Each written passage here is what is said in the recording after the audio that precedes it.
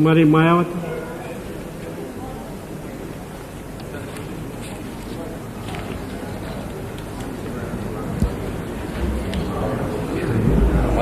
माननीय सभापति जी,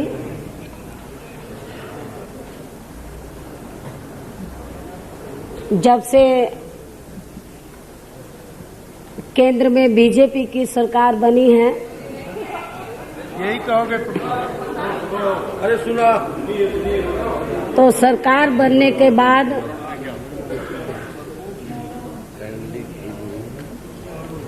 लोकसभा में अनुसूचित जाति और जनजाति की समस्याओं पर नियम 193 के तहत पहली बार चर्चा हो रही है। लेकिन दुख के साथ कहना पड़ता है कि जब एससी और एसटी की समस्याओं के ऊपर चर्चा हो रही है,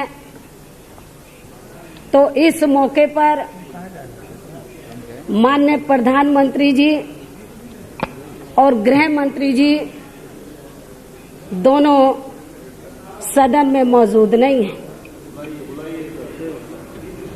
इससे साफ जाहिर होता है कि मौजूदा जो केंद्र की सरकार है, जो बीजेपी के नेतृत्व में चल रही है, अनुसूचित जाति और जनजाति की समस्याओं के मामले में ये गंभीर सरकार नहीं है। अनुसूचित जाति और जनजाति की जो समस्याएं हैं, तो वो काफी समस्याएं हैं। चाहे हम सामाजिक पहलू को लें, आर्थिक पहलू को लें या राजनीतिक पहलू को लें। मैं सामाजिक पहलू के बारे में अपनी बात रखते हुए माननीय सभापति जी ये बताना चाहूंगी कि इस देश में एक ऐसी व्यवस्था थी जिसे हम मनुवादी व्यवस्था के नाम से पुकारते हैं, और मनुवादी व्यवस्था के आधार पर तो इस देश की सामाजिक व्यवस्था गैर बराबरी के आधार पर बनाई गई,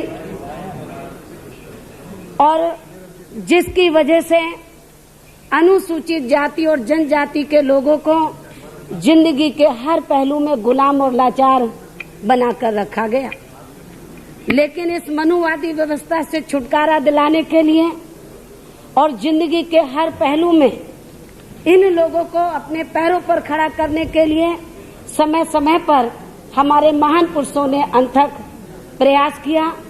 महात्मा ज्योतिराव फूले, बाबा साहब डॉक्टर अंबेडकर, छत्रपति शाहू जी महाराज और पेरियार जी, तो जिन्होंने इन लोगों के उत्थान के लिए अपनी जिंदगी समर्पित की, तो उन्हीं की वजह से आज जो थोड़ा घना मिल रहा है अनुसूचित जाति और जनजाति के लोगों को, इन महान पुरुषों की वजह से मिल रहा है। लेकिन दुख के साथ तो ये कहना पड़ता है कि जिन महान पुरुषों ने, जिन अनुसूचित जाति और जनजाति के लोगों की समस्याओं के ऊपर सदन में चर्चा हो रही है और जिनके उत्थान के लिए जिन महान पुरुषों ने समय समय पर संघर्ष किया, तो लखनऊ उत्तर प्रदेश की राजधानी है। उत्तर प्रदेश देश का सबसे बड़ा प्रदेश है और उत्तर प्रदेश की राजधानी लखनऊ में ही इन महान पुरुषों का, जहां उत्तर प्रदेश में बीजेपी की सरकार है, तो इन महान पुरुषों का बड़े पैमाने पर अपमान हो रहा है। ये मैं सदन को अवगत कराना चाहती हूँ आपके माध्यम से। इसमें 1% भी बात में मेरी बात कोई गलत निकले तो मैं हर प्रकार की सजा मानने के लिए तैयार हूँ। मैं आपके माध्यम से सदन को अवगत कराना चाहती हूँ कि लखनऊ से माननीय प्रधानमंत्री जी मेंबर पार्लियामेंट बनकर आए, जो आज इस समय देश के प्रधानमंत्री हैं। लखनऊ के अंदर एक हजरतगंज चौराहा है, जहाँ पर एक तरफ बाबा साहब डॉक्टर अंबेडकर का स्टैचू लगा है, उसके नजदीक ही महात्मा गांधी जी का स्टैचू लगा है। थोड़ा सा और आगे चलें तो बेगम हजरत महल पार्क है, उसके नजदीक एक तरफ नेताजी सुभाष चंद्र बोस का स्टैचू है और उसके नजदीक ही परिवर्तन चौक है। उससे थोड़ा आगे बढ़े तो लक्ष्मण पार्क है। लेकिन दुख के साथ कहना पड़ता है कि हालांकि जब हमारी सरकार थी उत्तर प्रदेश में, हमने महान पुरुषों के बीच में कोई पक्षपात नहीं किया, हमने सबको आदर सम्मान दिया था। लेकिन जैसे बीजेपी की सरकार बनी तो हजरतगंज चौराहे पर तो महात्मा गांधी जी के स्टैचू पर लाइट रहती है, लेकिन बाबा साहब डॉक्टर अंबेडकर के स्टैचू पर आज भी अंधेरा रहता है। नेताजी सुभाष चंद्र के बोस के स्टैचू पर लाइट रहती है, परिवर्तन चौक पर अंधेरा रहता है। लगभग 100 करोड़ की लागत से बाबा साहब डॉक्टर अंबेडकर की याद में एक बहुत बड़ा स्थल और गार्डन बनाया गया, जिसमें बीजेपी की सरकार ने वहाँ पर कार्य भी रोक दिया। लेकिन दुख के साथ तो ये कहना पड़ता है, बीजेपी के लोग बोलते हैं कि हम बाबा साहब डॉक्टर अंबेडकर के खिलाफ लिए हैं, लेकिन जब 14 अप्रैल को बाबा साहब डॉक्टर अंबेडकर की जयंती थी, इसी पार्लियामेंट के प्रांगण में बाबा साहब डॉक्टर अंबेडकर का स्टैचू लगा है। 14 अप्रैल के दिन आम जनता के लिए तो ये स्टैचू के दर्शन करने के लिए तो ये पार्लियामेंट का मुख्य द्वार खोला जाता है। लेकिन लखनऊ के अंदर जहां बाबा साहब डॉक्टर अंबेडकर के नाम पर तो गार्डन है और स्थल बना हुआ है, 14 अप्रैल के दिन भी उस गार्डन को बंद रखा गया और लोगों को अंदर जाने से रोका गया। और 14 अप्रैल के दिन भी उस गार्डन में लाइट की व्यवस्था नहीं थी। हजरतगंज चौराहे पर बाबा साहब के स्टैचू पर लाइट की व्यवस्था नहीं थी। तो कहने का तात्पर्य यह है कि जहाँ से माननीय प्रधानमंत्री जी अलग होकर आए, चुनकर आए, वहाँ पर महान पुरुषों का अपमान हो रहा है। ऐसे महान पुरुषों का अपमान हो रहा है जिन्होंने देश का संविधान बनाया, जिन्होंने वीकर सेक्शन के लिए कार्य किया। माननीय सभापति जी, मैं आपके माध्यम से ये सदन को अवगत कराना चाहती हूँ, जहाँ तक अन्याय अत्याचार का सवाल है, अन्याय अत्याचार को रोकने के लिए तो कानून की कोई कमी नहीं है। कानून बढ़िया से बढ़िया बने हैं, लेकिन कानून को इम्प्लीमेंट करने वालों की नीयत हमें साफ नजर नहीं आती है। भारत सरकार ने ही तो अनुसूचित जाति और जनजाति के हित में SC/ST अन्याय अत्याचार निवारण एक्ट बनाया, लेकिन इस एक्ट का यदि सही मायने में सदुपयोग हो तो मैं समझती हूँ कि अन्याय और अत्याचार करने वालों को मुंह तोड़ जवाब इस एक्ट के तहत मिल सकता है। लेकिन इस एक्ट का सदुपयोग नहीं हो रहा। और दुख की बात तो ये है, मैं पूरे सदन को बताना चाहती हूँ कि जैसे उत्तर प्रदेश में बीजेपी की सरकार बनी, इस एक्ट को निष्प्रभावी बनाने के लिए अनुसूचित जाति और जनजाति के लोगों के ऊपर और जुल्म जाति होती रहे, जालिम का मनोबल बढ़ाने के लिए बीजेपी की सरकार ने उत्तर प्रदेश में इस एक्ट को निष्प्रभावी बनाने के लिए जियो जारी कर दिया। जबकि उत्तर प्रदेश में और भी एक्ट हैं, गुंडा एक्ट है, गैंगस्टर एक्ट है, NSA है, जिनमें सुल टाइप के लोगों को गलत फंसाया जाता है। तो इन एक्ट के दुरुपयोग को रोकने के लिए जियो जारी नहीं हुआ, लेकिन एक ही एक्ट के दुरुपयोग को रोकने के लिए जियो जारी हुआ। इसके पीछे हमें भारतीय जनता पार्टी की सरकार की मंशा साफ नजर नहीं आती है। इतना ही नहीं तो जो भारत सरकार ने भूमिहीन लोग हैं उनके लिए कानून बने हैं, लेकिन जो भूमि इन लोगों को दी सरकारें कागजों के ऊपर तो दे दिया, लेकिन प्रैक्टिकल में उसको अमली जामा नहीं बनाया गया। इसी प्रकार यदि हम रिजर्वेशन के मुद्दे को लें तो रिजर्वेशन के मामले में भी आज क्या वजह है कि देश को आजाद हुए लगभग 50 साल हो चुके हैं, लेकिन तो आज भी जो रिजर्वेशन जो कोटा है वो पूरा नहीं हुआ है। बार बार हम बैकलॉग को पूरा करने की बात करते हैं, लेकिन ये पूरा क्यों नहीं होता है? क्योंकि इम्प्लीमेंट करने वालों की नीयत साफ नहीं है। लेकिन जब हमें मौका मिला उत्तर प्रदेश में, जब हमने स्पेशल अभियान चलाया बैकलॉग को पूरा करने के लिए, तो हर पार्टी के लोगों के पेट में दर्द होने लगा कि इनकी तरफ क्यों ध्यान दिया जा रहा है।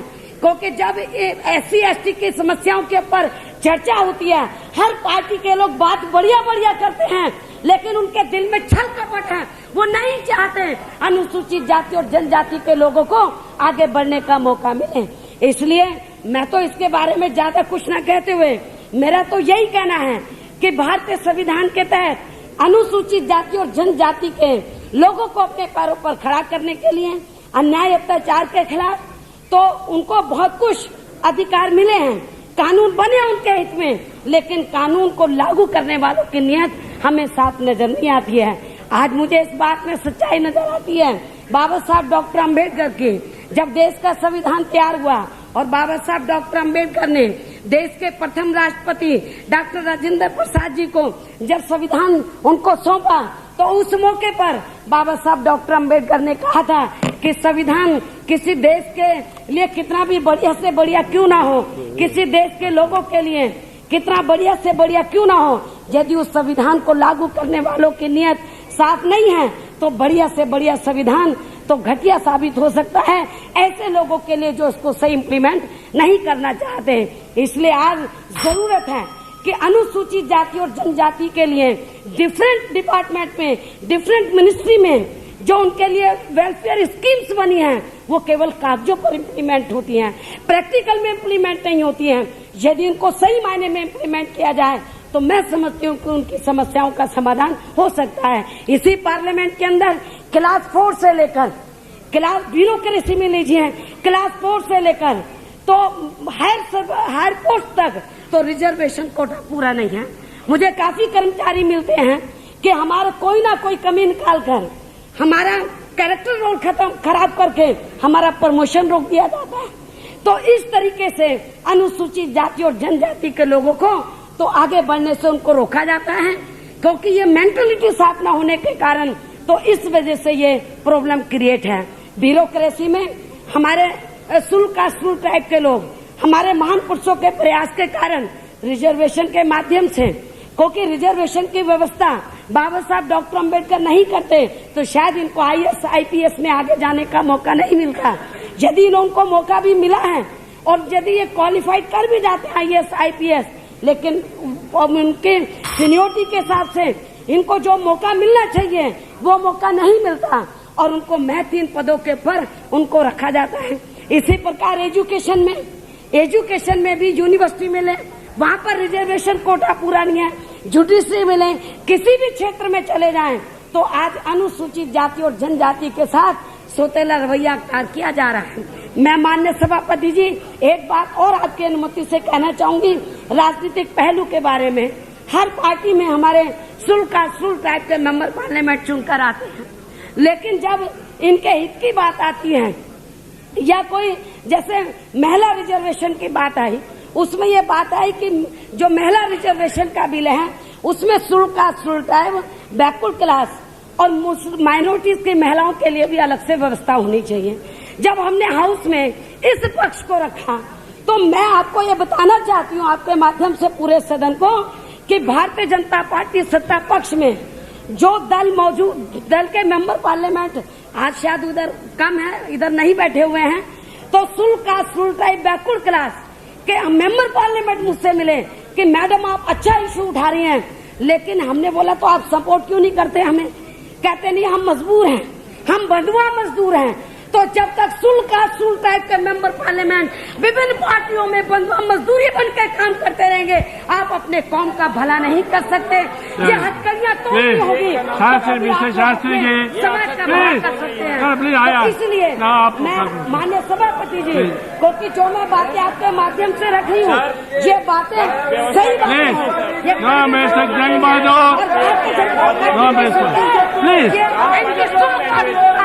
Please don't interrupt. Don't interrupt me. No interruption, please. Please don't interrupt. Mr. Kankla, Mayawati ji आप कंक्लूड कीजिए। मैं आपका थैंक्स अदा करती हूँ। श्री KD सुल्तानपुरी।